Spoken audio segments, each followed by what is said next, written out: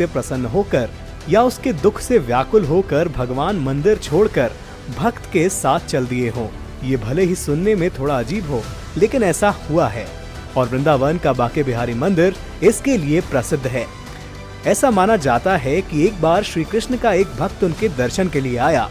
वो भक्त मंदिर में स्थापित श्री राधा कृष्ण के विग्रह को एकटक निहार रहा था, जिससे श्री कृष्ण उस पर प्रसन्न हो गए और उस भक्त के साथ चले गए। जब मंदिर के पुजारी ने विग्रह को गायब देखा तो वो उस भक्त के पास पहुंचे और विग्रह को मंदिर में वापस ले आए। इस घटना के बाद से ऐसी धारणा बन गई कि जो भी इस विग्रह को प्रेम से निहारता है, श्री कृष्ण उसी के साथ चल देते हैं। यही कारण है कि यहाँ आने वाले श्रद्धालु बंद आंखों से भगवान को नहीं देखते, बल्कि वे आंखें खोलकर बड़े अनुराग के साथ भगवान को निहारते हैं तथा उनके दर्शन करते हैं।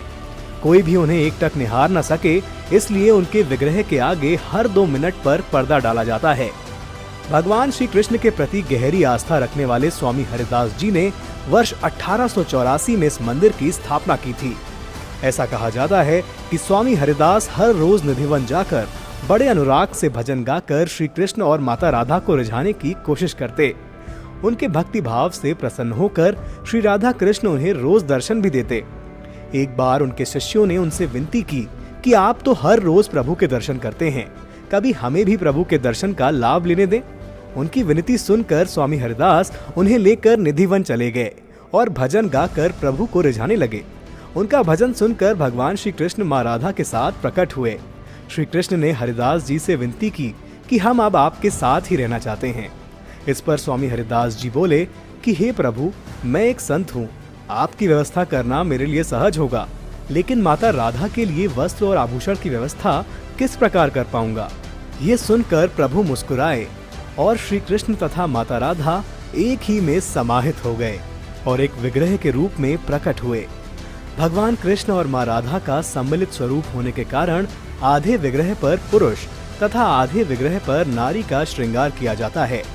पहले इस विग्रह को निधिवन में ही स्थापित किया गया था, लेकिन बाद में जब बांके बिहारी मंदिर का निर्माण हुआ तब इस विग्रह को मंदिर में स्थापित कर दिया गया।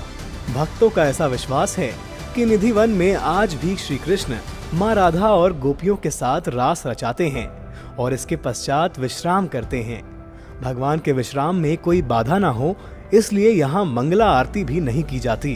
भक्तों को सिर्फ अक्षय तृतीया के दिन ही इस मंदिर में बांके बिहारी के चरणों के दर्शन करने का सौभाग्य प्राप्त होता है। वृंदावन एक ऐसा पवित्र धाम है जहाँ की हर एक गली श्री कृष्ण की लीलाओं की साक्षी है और यहाँ का कोना कोना ऐसे ही अद्भुत मंदिरों से भरा हुआ है।